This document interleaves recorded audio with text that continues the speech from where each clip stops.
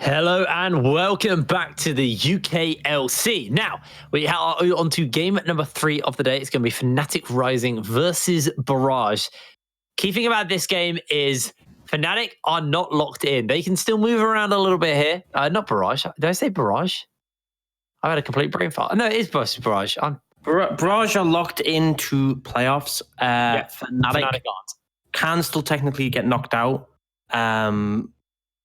That is a possibility. They would end up in a tiebreaker for the 4th place spot, and they would have to lose both games. But if they win this game, they equalize their tiebreaker against Barrage, and they equalize them in score. They'll both be at 9-9 going into the last day, and Fnatic will play M&M, and Barrage will play Enclave. So if they both win those matches, or if one of them lose, one will pull ahead. But if they both win, then they'll have a tiebreaker between 2nd and 3rd, which doesn't impact who they're playing. But it does obviously impact side selection. Now, the critical thing as well, if Fnatic do win this one, not only do they secure playoffs, but they also guarantee at least 3rd place. Whereas if they lose this one, Envision can catch them and actually overtake them is the critical thing to take away here. So a lot at stake. The earlier games wasn't really as much because XL locked into 1st and the other 3 teams aren't able to make playoffs. But these last 2 games are the big stakes ones. Fnatic and Barrage, this could be a situation where Barrage lock themselves into 2nd place if they win this, which would be a massive statement to knock Fnatic, the reigning champions, outside of that top 2. Even to not be number 1 was a big thing. To not even be in the top 2 is a massive hit. Yeah, Fnatic really kind of playing to get their spot back at the top of the podium and also to regain their spot at the European Masters, because since joining the UK scene, Fnatic have consistently made it to the EU Masters and they've been our furthest running team into that tournament. In their current form, they are in a position where they might not even make it to that stage. They might not even make it to the European Masters. So at the moment, this is really a matter of them getting this win and going, no, we are still one of the top teams in the UK. And Barrage are the team they have to prove it up versus, because Barrage have been really, really consistent throughout this entire split. As we do load into picks and bans, Fnatic on that blue side, Barrage on the red. Another critical thing is that if Fnatic lose this game, then they are 0-2 against both of the top 2 teams. And that is not a good omen going into playoffs, because even if they make playoffs, they will be playing against either Barrage or XL if they lose this game. And the end result is if you're 0-2 in the regular season against them, it's not giving you confidence. It's not giving you the momentum. And it definitely puts you on the back foot. We are seeing bans start to fly out. Pantheon denied away from Ericsson. This is something that he likes to utilize in the mid lane to apply pressure. We have seen MagiFelix struggle a little bit under pressure in the mid lane. Things like LeBlanc actually catching him out at times, which isn't a typical thing we see from MagiFelix. And LeBlanc actually going to follow up in that ban. On the other side, Zach banned away from Dan. He has been heavily leaning on these tank junglers who did get buffed with the Sunfire Cinderhulk changes. And Zach has been a pretty big one for him. Sejuani, the other one he has lent on heavily. I want to talk a little bit about Dan actually as well, because Dan, we've been seeing picking these tank junglers, but obviously one of the weaknesses of a tank jungler is earlier you're a little bit more susceptible to get invaded. And Fnatic haven't been drafting around that. They draft lanes that can often lose. And we've seen that versus the likes of XL, where they just disrespect the lane priority and then they get run through for it. In this game, I'd like to see them play for lane priority if Dan picks something that's going to be permanently invaded. Yeah, I completely agree. I think that's been the big issue that has sort of amounted so far coming out from this Fnatic roster is not having the lane priority to sort of follow up on the junglers Dan wants to play. We've had games where the only lane that could potentially contest priority was top lane, and it wasn't really a you get priority. It was more for skill matchup, and Pride ended up losing it out. Now, last ban could well be that Syndra. Ornn's still available, though. A lot of power picks still up there. It's going to be the Karthus, so we know Ornn is available, Syndra available, which obviously would give priority in the mid lane. Phelios also open. A lot of picks Fnatic has a choice of, but obviously anything they don't take will be handed over to Barrage. And this is where things kind of get a little bit difficult for Barrage, trying to have a plan in place for everything that could be picked up by Fnatic. I'm actually going to go for the Kalista as a first pick. I don't know who's playing that as well. To be honest, we've seen a Kalista top in as of late, most likely could be for Xmatty. If Barrage want to play something that can deny this Kalista in the bot lane, they can look to lock in the Fresh. They also, that Syndra is open, so Syndra pairs up very well with the Fresh, gives you that flexibility. That means that if you do take the Syndra, you can take that Fresh with it, but they are just going to lock the Fresh in, so they are going to at least deny that from the Kalista if it is going to be bot lane Kalista. Now, this would be a contested pick because Kevo does play the Syndra himself. And now Barrage essentially just denying the paired up partners. Thresh really good with Kalista because you offer that Lantern. She can save you, you can save her. They do lock the Sejuani, that's a deny away from Dan. But it's weird to me that we're not seeing the Ornn, the Syndra. And I know Ornn has dropped in priority because of the nerfs, but still a lot of teams we're looking to prioritize that champion. Now, another thing they can play the Kalista with is the Taric. Kalista Taric was the first reiteration we saw of Kalista coming back most recently. And Bravado is, if anything, an extremely good Taric. So could potentially see that come out. But now, Sejuani locked in. Dan going to answer with the Trundle, so the ability to drain those stats. Although I say that, it could still technically be a flex, but likely seeing that in the jungle position from him. Now the question is, are they going to round out the bot lane here? I feel like if they don't take the Taric, it's likely going to get banned away, but they are going to prioritize the Ornn right now, which can be flexed 3 ways, actually. Potentially even 4 if the Trundle gets flexed. Because it can go top, jungle, mid, and support if they want to move it. So it doesn't reveal a ton, and obviously that champion is still strong. Now, Barrage can't take the Braum is the big critical thing in this situation. They can't look to use that to stop the Ornn Horn from coming through, as they already have the Thresh. And they're just going to go for the Ziggs. They want that scaling element. Now, this could go in the bot lane, could go in the mid lane, so still some flexibility. And I feel like that's a big talking point so far, is quite a few flexes coming out from both these teams. Yeah, it's been a very interesting draft so far due to just how much can go kind of anywhere, really.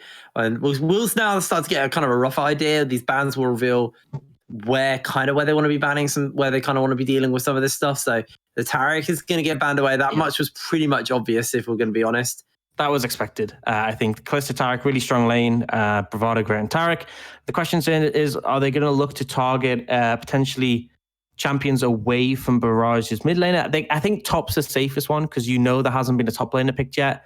You could go between mid and AD carry, but they can just flex that Zig, so it's not going to offer too much. So they do go for that set initially and take that away from the hands of Flares. Because what could happen for Barrage is they take a strong blind top laner on the next pick, and then they use their counter pick to either pick bot lane and put the Ziggs mid, or mid and put the Ziggs bot lane. They have that flexibility. Now, Barrage, the second ban, again, it's difficult. Support is the one that you have the most sort of ability to throw bans at, and they are going to go for that Nautilus again. I feel like the common flexes for the Ornn are mid-top, although it can technically be flex jungle support. You don't see that nearly as much. All right, well, Fnatic now going to ban away the Kled from Flares. We have seen him playing that quite a lot recently here for Barrage, so understandable ban. It does pretty well into the Ornn if it is going to be the Ornn top lane, but now it's time for Barrage to start kind of rounding out their comp. We're looking towards maybe a mid laner, maybe a bot laner.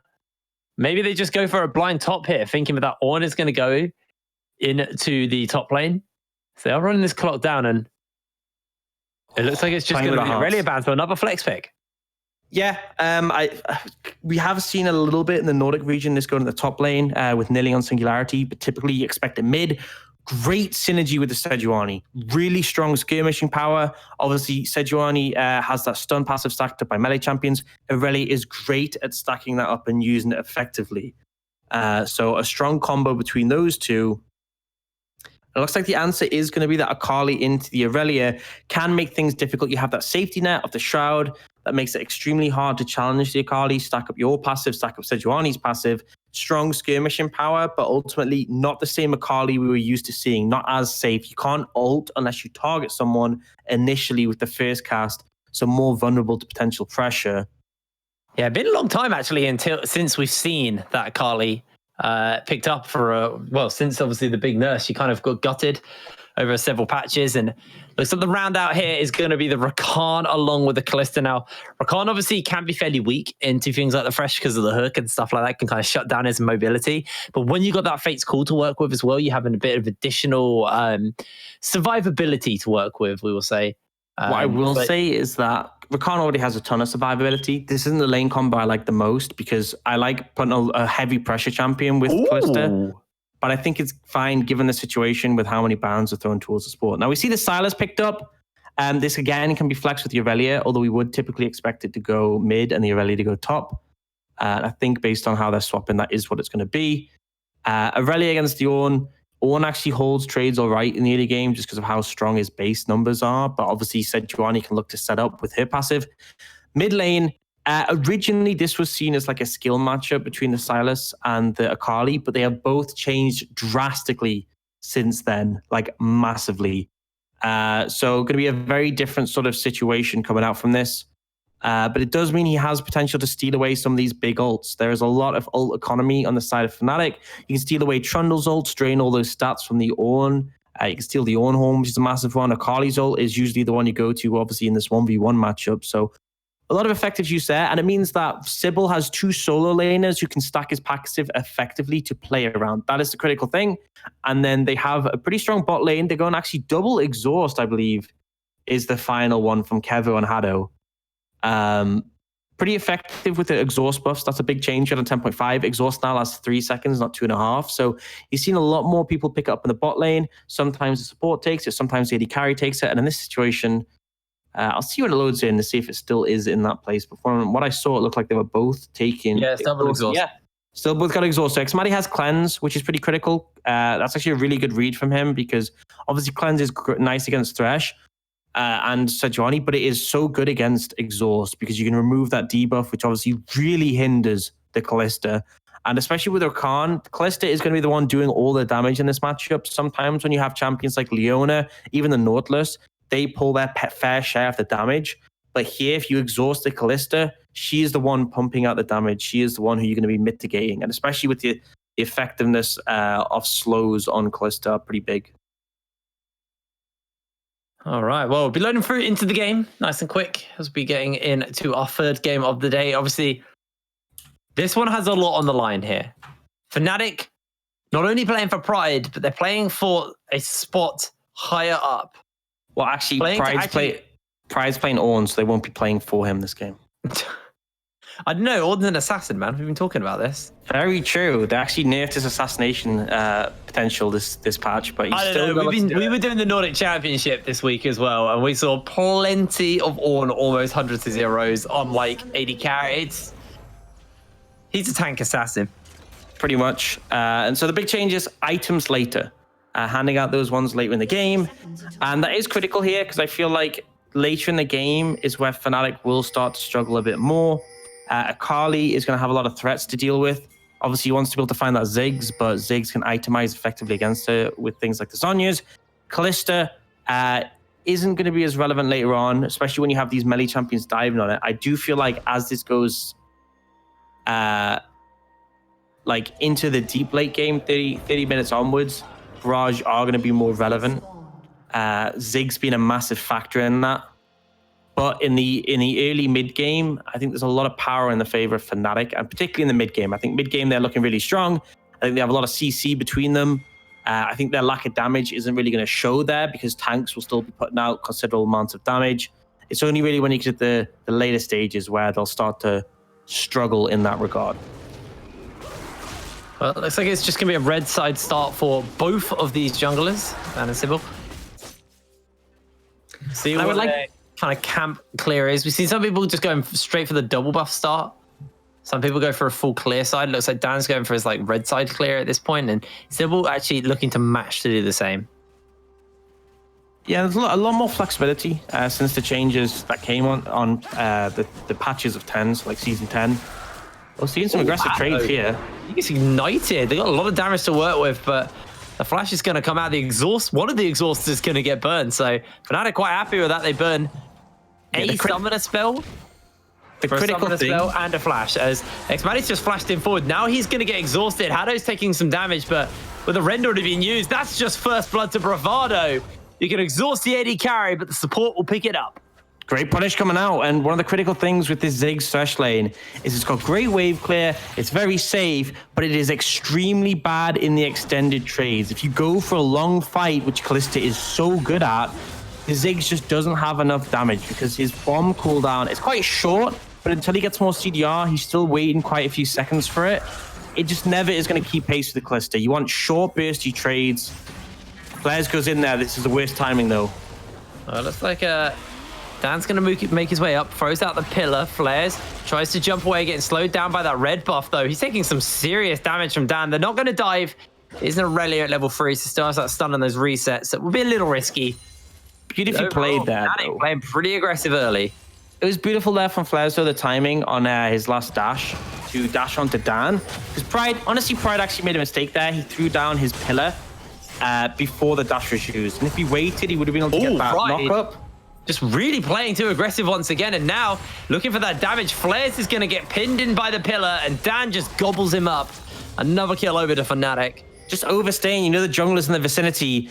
Just because you got away with one gank, that's no sort of reason to suggest that he's not just going to return if you play that aggressive. And Flares oversteps massively. He's now going to TP in top side. The wave's in a really bad position. He could potentially get punished one more time here. He's got the cull as well, so no real extra combat stats. This is a very easy return gank. Devastating to Flares. Dan's stepping forward. He has that pillar. I think he's just going to run him low out of lane. Can't actually get it as the flawless duet will stun him up. But it's just putting the wave in a really bad slot. He had a big CS advantage, and it's now being denied. Pride is actually going to recall. No, he doesn't actually finish. He's actually finishing out the recall now. He can TP back in, hold the wave there, and Flares is consistently going to be in a bad position because he's going to struggle to push it under tower without being under threat from Dan. TP comes in. He's got the Bammy Cinder. Big tool in terms of trading power. Do you see a quick look towards the bot lane? Sybil is actually looking to try and make a gank happen here. Bravado needs to be careful. They got that lantern. Bravado gets himself the knock up and jumps away. The Flay gets bodged away for the moment, but Xmaddie's putting that damage onto Haddo. Haddo's going to get picked up by Bravado. Fnatic are just turning this around. Magic Felix comes in with a slow. Fnatic pull the trigger. They burn a couple of teleports. Or a teleport. No, two. Two teleports. Flares interrupted one. Just a really ambitious play. They went in with way too much, trying to pick off Xmaddie. Xmaddie wasn't going to get taken down that easily. He has the cleanse available. He kites it out. And the end result is that there isn't that much damage available to this trio of the bot lane and the Sejuani. And if you don't kill Xmaddie, he will just continue to sustain. He's got a decent amount of lifesteal with the double Dorans. Oh. And a lot of sustained damage. And he is doing work on this Calista right now. The reward will be that first dragon. Only unfortunate thing is Bravado has both the kills.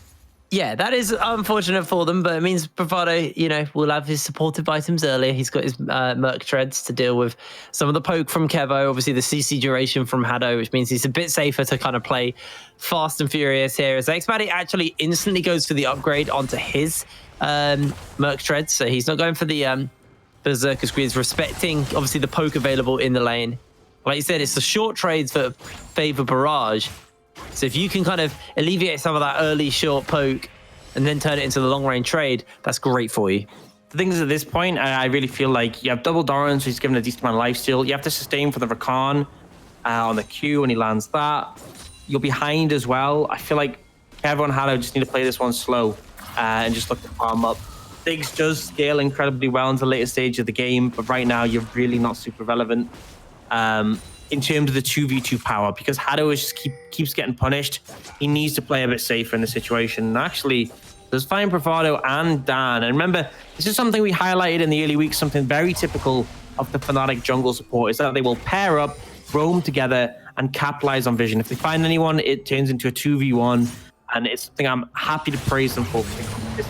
Pride's throwing out the call of the Forge God here. He has got Sybil coming down, though. The Vanguard's Edge gets used and Flares. Out of mana, can't chase anymore. Sybil is level 5, so hasn't quite got level 6 yet. And they go for the tower dive. Flares is just going to tank the damage here for the moment as he finds himself the kill. A great tower dive in the top lane.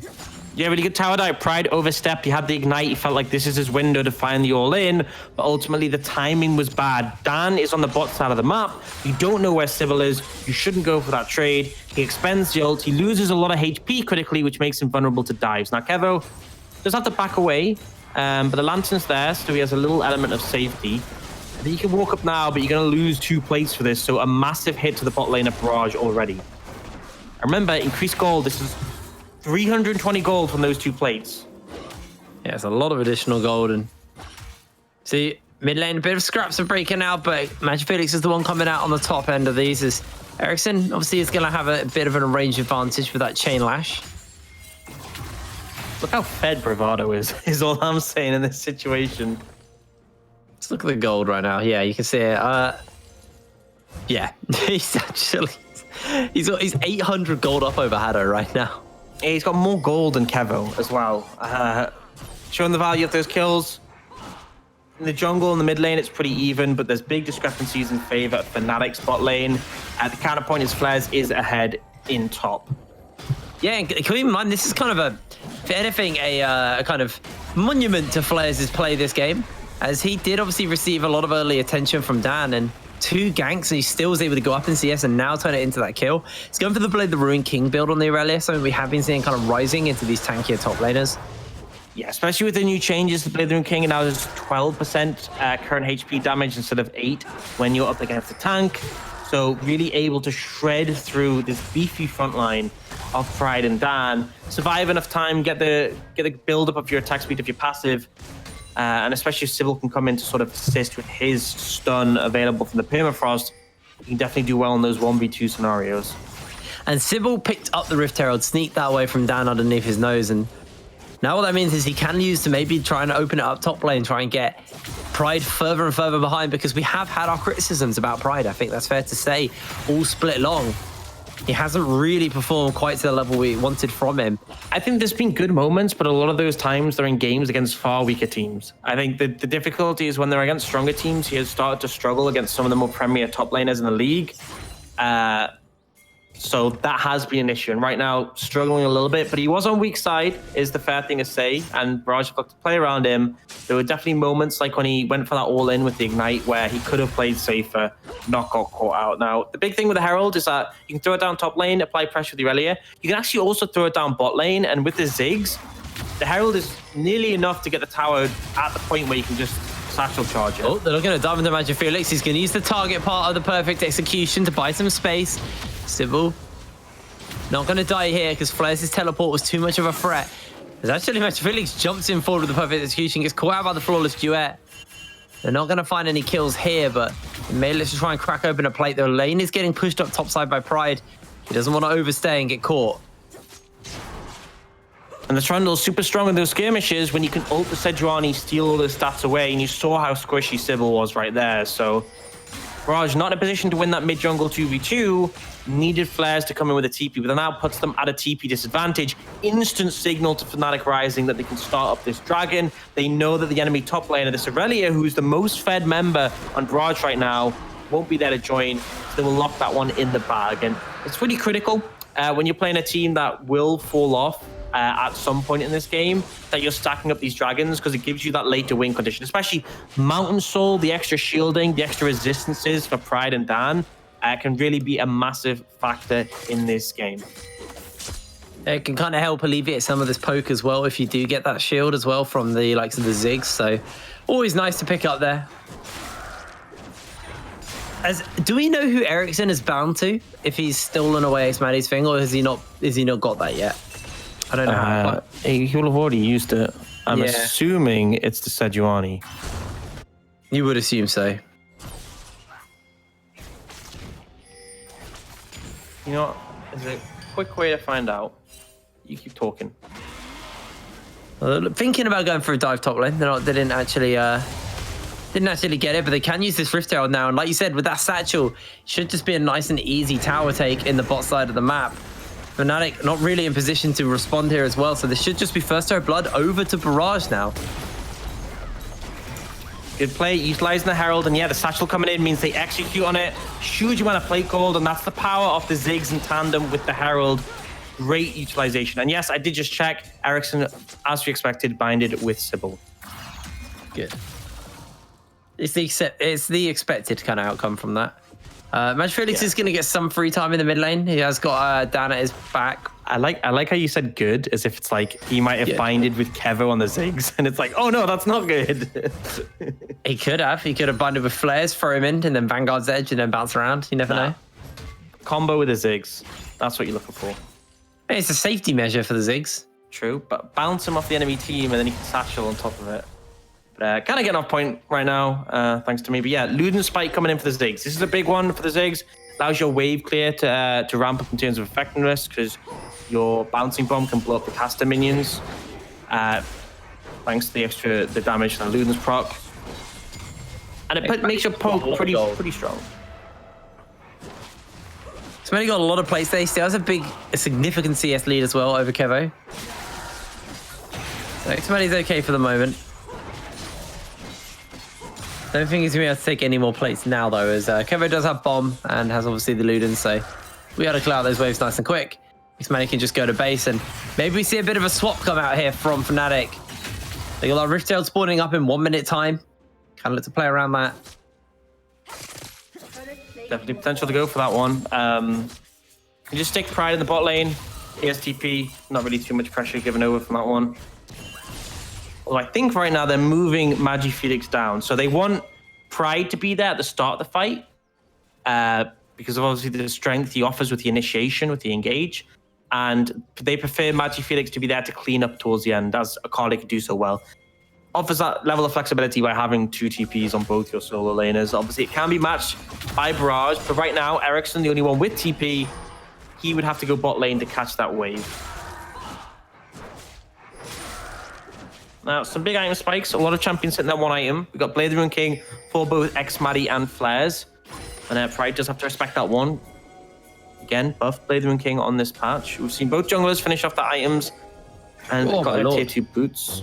Pride's just getting run through here. I see he's the call of the Forge God, but he is getting jumped onto. Gets the knock up on the Sybil. Sybil gets interrupted, and Pride finds the kill. Throws out the Shuriken, but it's just going to flip back towards safety here with that perfect execution. Barrage go for the dive top lane. They take a big loss for that. There should be the Rift Herald over to Fnatic. Xmadi's going to get some time on this mid lane turret, and he's going to do some serious damage to it. It is finally going to get taken out by most of this bomb. Yeah, wave gets cleared so Kevo can move over. But yeah, they're not going to be able to contest this Herald. They go for the dive play on a Pride. MagiFelix answers with the TP, and the full force of Fnatic responds. It's only 1 kill onto the jungler, but that's all they needed in that situation. Yeah, I think Fnatic may hold the Rift Herald. They don't probably want to use it mid lane because it got already quite low from the earlier push by Xmadi. So they're hoping they can find an opportunity to save the Rift Herald maybe for a different turret. We'll have to see. Yeah, we've still got a fair amount of wave clear. But the Rune King finished off on Xmadi as well at this point. Now, a critical thing to note is next dragon is soul point. If they use this Herald here, they could potentially apply pressure with it. Oh, Flair's looking. Yeah, Flares is looking for something onto MagiFelix. MagiFelix able to dodge out, has the Shroud, can buy some space, can buy some time. The rest of the team coming down and they're looking for him. Flares gets stunned up and they do find something onto Dan. Flares survives the teleport by Ericsson as he's got that Call of the Forge God stolen away. Pride's going to get knocked up, but he can turn it back around right now. They need to find a jungler in response here. The Lantern's been used, but the CC is just way too much. Xmadi can't close any more gaps though. A lot of zone control coming down from the Ziggs, and Fnatic answer out 1 for 1. Both of the junglers are down. Critical thing is that Dan is up sooner though, so if they want to stall for time, they can bring the Trundle over to secure this dragon. Sybil is going to be a few seconds later, and that could be a You've got the Calista as well. Yeah, you got the Calista. Basically your execute. That's all you need. You don't need a smite if you have the Calista available. They're going to stack up that Rend, and it looks like the ult's going to come in, but that's not even close. Yeah, way too low. That's going to be enough. The Rend will pop. And Call of the Forge God gets used by Pride, I think, just to interrupt the bases. I think just a zoning ult. Potentially coming forward. I don't know. Maybe it was a misclick. I think likely just to threaten them, just to bank them back off. It is a short cooldown ultimate, so you know a fight is not going to come out here because teams are looking to reset. Throwing it away just to ensure there's no chance to engage isn't too much of an issue. So right now, 3 dragons in Fnatic's favor. They are down in turrets, but up in kills, up in gold. And looking towards that next soul to sort of really hit the ground running when they start picking up those item spikes as a result of Pride handing out the ornaments. That is a really critical point for them. They have the Mountain Soul. It's going to make it really hard for Barrage to contest. For now, though, Barrage just trying to harass them as they go for resets. A little bit of alone time with his tower, and Kevo could very easily take it down, but MagiFelix is looking threatening. He now has that Gunblade available. Fnatic just went to base and bought himself a Hex Drinker as well, respecting a lot of AP damage with Ericsson, and Kevo here means that he wants to be able to have some level of survivability as Sybil. Has to be careful. The Shuriken flip by Magic Felix is dangerous, but it's going to land onto the chicken, so he's not going to get followed up. Just look at the boots on Fnatic Rising. Look at this synergy. There's some blue boots. Just pure Mig trends across the board. They know there's a lot of CC being offered out by the Barrage lineup, and also a ton of magic damage. The only AD damage is flares, and he's going for a Wit's End, which is pretty weird to me. All in all. Yeah, I'd much rather a Triforce at this point. Or even if you want to go the more sort of auto-attack based build, Titanic Hydra works, Ravenous Hydra works, but yeah, as you said, Triforce works. I feel like Wit's End, you're already doing a lot of magic damage. You don't want to be doing more magic damage. Well, the Rift is going to get used here, and they're looking to kind of get this charge out. Xmatic will push up the wave. They've got Magic Felix on the flank. And that just is going to be enough to send Kevo and Hado away as the charge comes down, and Fnatic may actually try and walk the Herald forward a little bit more. The jungler's not there. This will be another charge coming out from that Rift Herald. It's going to do a big chunk to the mid lane tier 2. Bright has to be careful, though. He's all alone. And Ericsson and Sybil are looking for him. They're going to try and throw out that CC. He's Syrian charges away. Does still have that Bellows Breath to get the immunity on the CC, so he's fine. He's not able to find anything on a Pride, and all he has to do is play that weak side member back away when they threaten him. Now, they're actually looking to collapse in this situation. But I think they're a little bit too far away. Won't find anything, but Maddie's just going to walk over and pick up the red buff. Yeah, cool looking forward to God, but I think it's better just to step away here.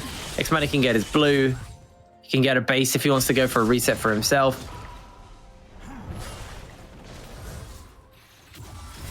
Top lane getting cleared out here by flares as once again in this bot lane, they are looking to try and see if they can find a gank onto Pride, but Pride this time knows they're there.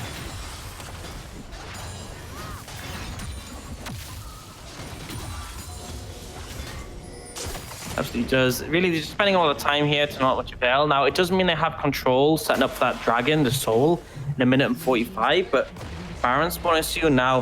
Flares might be in trouble here. No flash, and they're engaging onto him. Yeah, Magic Felix does jump in, gets a bit of some damage off there. The Flawless Duet into the Vanguard's edge, but Flares, he is down. 5-point strike by Magic Felix means he finds the kill. And Fnatic Rising up in gold. It's not massive, though. It's not monumental, but crucially, they are very, very close. They are 1 minute and 17 seconds off the Baron Soul, Dragon Soul. And critically, they're getting to the point where they're going to be able to start handing out these Ornn items. You get the Mountain Soul. Oh, it all comes in from... Just to clear the wave. Ericsson. Yeah, it was about a timeout, so just uses that one. Anyway, there's a lot of power going to be handed out by this Ornn in the next few levels. When he hits 13, he gets his own upgrades. He's close to building his second Ornn item himself. You can see Dan has gone for the Abyssal Mask. Abyssal Mask actually has the highest gold efficiency for ornament upgrades. And obviously against a heavy magic damage team, great value from that. Lasering King being upgraded for X-Maddie. There's just a lot of sort of benefits going to come out pretty soon for this. Now, they won't have that in time for this dragon fight. But they are ahead. They have been looking confident. They win this fight and get the dragon. Very easy to translate that into a big lead. Oh, X-Maddie kiting away, and Bravado jumps in with the quickness. Flares looks for a Flawless Duet, but can't find anything. Hado is down. And in the nick of time, Dragon is spawning up. And this is over to the side of Fnatic. They can get this in a 5 versus 4. Such a hard contest. You're already down in gold, but now you're down a member as well. And critically, it's Hado with that utility to keep Kevo safe. They are still going to look to contest this. They don't want to give it up, but it has been started. Maddie's going to start stacking up the Ren stacks. Yeah, he's going to be able to pick this up pretty quickly here. Bravado and Magic Felix on zoning duty right now, but this is a very, very early Mountain Soul over to the side of Fnatic Rising. 22 minutes on the clock. And they're going to pick up the Mountain Soul. And I feel like Mountain Soul is so difficult to deal with at this point of the game. Just that extra shielding when you don't have that much damage. I mean, a lot of champions on the side of Barrage only have 1.5 items right now. You really don't have enough damage to be cutting through this extra shield on top of it, especially when Dan and Pride are already so tanky. Really rough spot for Barrage to be in. All of the forward squad's being used here. They're looking for the knock-up. They do not find it. So teleports are getting used, and now Fnatic have to run away as Flares is looking to turn this one around, but teleport used, and actually, Fnatic can be pretty happy with that. They just burnt Flares' teleport, a massive advantage for them on the map as they got 2 teleports to 1. Yeah, and not much. The cooldown on those ultimates isn't super long. They're not going to be that bothered about losing them. Just get a reset and go and reestablish the pressure. Now, Pride has hit level 13. It's a Sunfire upgrade. I think he's going to go back, upgrade his Abyssal Mask, and that will upgrade. And then from then on, he's going to be able to hand out items to his teammates. And this is really where Fnatic are at their peak point. Backed up with the Mountain Soul. Their tanks are super bulky. They have their own items coming in. Very hard for Barrage to contest them right now. And they just need to buy time. But they have 4 minutes 45 to the Elder. A fight around that, if they lose it, could be game ending. Baron as well could elevate this lead from being about 3,000 to being a drastic amount more. So Barrage need to keep an eye on what Fnatic are looking to do. And Pride just trying to barrel towards level 14 so he can give out that Blade of the Ruined King upgrade over to xMatty.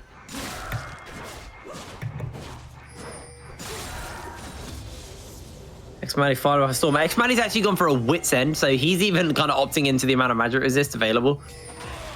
Yeah, I think that's a fine decision when you're against so much magic damage. Dan looking for Sybil, he has ulted him. Yeah, he has actually used the subjugate on him, tries to flash forward. Bravado can clear the wall, looking for the knock-up. Sybil flashes away, and now it's Ericsson who's going to get caught out. He's going to have to subjugate Dan momentarily as Magic Felix buys some space, dodging away in the hook in the middle of the team. The 5-point strike does a lot of damage as he follows up. xMatty gets the kill. Call of the Forge comes down by Pride. It's a knock-up to 2. Fnatic can't really chase anymore here. And critically, because they didn't kill the jungler here, they don't feel confident to go straight for the Baron. They're going to apply pressure to this mid lane and try and get the tower, steal away some jungle camps. But Sybil surviving was important here.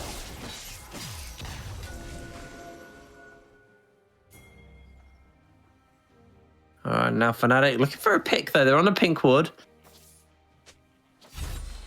Kevo and Bravado, Kevo and Hado. But Pride just stepped out the rush. They're just going for the full-on flank. It's enough for them to get the tower. Pride kind of giving that one away by stepping outside the rush. When you see a giant orange just appear, you do kind of get a little bit of hint that something's going on. But they get the tower anyway. They manage to translate that. And ultimately, it's a successful turn of play for Fnatic. And they're still pulling further and further ahead in this one. It's looking rough for Barrage right now. Remember, the stakes in this game. If Fnatic win, they tie even with Barrage. If Barrage win, they lock in second. Also, if Fnatic win, then they guarantee themselves playoffs. It puts them in a spot where it'd be very difficult to catch up for the other teams. All right, well, let's take stock of where we are in the game right now. So Fnatic rising, 4,000 gold up. The ornaments are starting to get handed out. Pride is still not level 14, so he is a little bit weaker, but he's not going to turn that on around as Flares flashes away, gets caught out by the Call of the Forge God. The subjugate's been used, and Magic Felix is chasing up. In a clean movement, Magic Felix takes him down. Even used the perfect execution to chase for a little bit more. And that's just another pick onto Flares. Fnatic rising. Pride now got that level 14 mark, so he can start to hand out those ornaments. Question is, does he give it to Dan early? Would he rather give it to xMatty and get this Blade of the Ruined King upgraded as quick as possible? Personally, I think you give it the Blade of the Ruined King. That damage is going to be pretty useful doing this Baron, and he does hand that over, but he has a great follow-up to the option Ruined when he hits King 15. Over to xMatty. Fnatic now trying to just do a bit of zoning duty here. Hado can't make these hooks connect at all. Does get himself a flay back off, but Baron still well and truly being started. And Kevo, he's getting taken down by xMatty. xMatty gets a solo kill onto him. Hado now having to use the redemption to keep himself alive. Magic Felix and Bravado just kiting 2 versus 3, just winning this fight out so easily. Another hook by Hado comes down, but Hado's low. He's trying to find those knockups, and Magic Felix gets himself the kill. The Baron's been picked up in the meantime, so for now, Fnatic, the bailout plan is contingency, but actually they may just look for the kill onto Ericsson. Ericsson tries to land the chain lash. The rest of the team are coming forward. He has gone golden, and Ericsson is just going to get taken down. Pride charges through. A big wave mid lane, and Fnatic rising can look to take this game now. Not very much they can do to contest. Kevo's going to respawn, but the wave clear limited against the Baron of minions. Sybil on Flares just going to watch, and Fnatic so strong right now as they push in, take this inhibitor. I think they're going to reset off this. They have a lot of gold to spend. Elders up in a few seconds as well. Yeah. So they're going to go base. The Maw gets finished up by Xmatty. Fnatic actually looking to head over towards this Baron area. Sorry, this Elder area.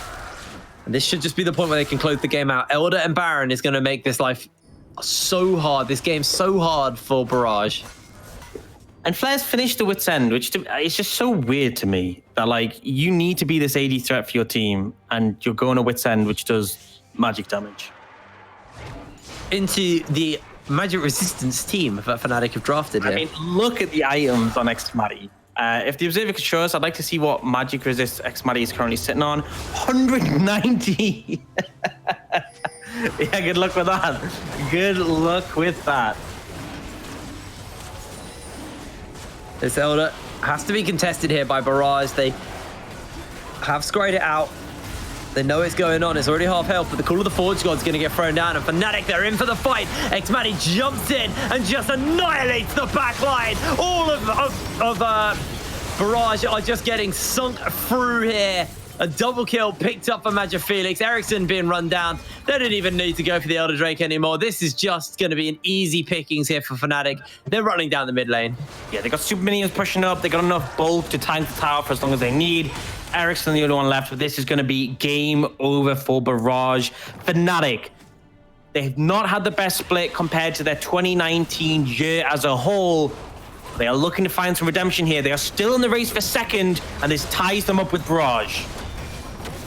They were out for blood. They were out for revenge in this game. Fnatic rising, crush Barrage. Just a dominant game. 16-2 is the kill score. 2 towers only as well for Barrage. And it was a clear discrepancy. The bot lane from level 1, they were being challenged. Hado kept getting caught out, and although they found some success on the top side of the map, it just wasn't enough. And the critical factor was Magic Felix on this Akali. We saw him challenged in earlier games of this split when he was playing things like the Vladimir, like the Ryze. Other mid laners were challenged him. Ericsson in particular on the LeBlanc into Ryze challenged him in the game that Barrage won. But here he was on the Akali and he brought it to Ericsson and performed so well. And it looked like a return to form for Magic Felix because he hasn't really been having the greatest split of his life either. It feels like this Fnatic are just arguably weaker than last season and last year as well. But you look at the players who remained, Xmatty, you look at the players like Magic Felix, the two kind of remaining players. Obviously, Dan was always in Fnatic, but he's kind of been in and out, kind of in some, obviously being the sub jungler on the main roster. And Xmatty and Magic Felix, they feel like they haven't been quite playing to the same level. I'd argue less so for Xmatty. I think Xmatty's still been playing pretty fine. But you look at the likes of Magic Felix, and honestly, he hasn't had the same performance he had last year. And that looked more like the Xmatty we know and love here in the UKLC than the one we've been having all split. And I think the critical thing is for the team as a whole, all that matters is your playoffs form. That is the critical thing. What matters is how good you are playing when you get to playoffs, as long as you make them. And right now, Fnatic, after that win, are locked into playoffs. And if they play like that, they have a pretty good chance of not only making it to finals, making it E-Masters, but potentially challenging XL for the whole thing. Because Barrage, our second best team, got whitewashed, dismantled there. And it's very much keeping this race alive. Well, the race for top 4 is still very much alive. And coming up after the break is going to be M&M Gaming taking on Envision Esports. These two teams will be fighting out for our 4th and final spot in the playoffs. You do not want to miss this game. We'll see you after the break.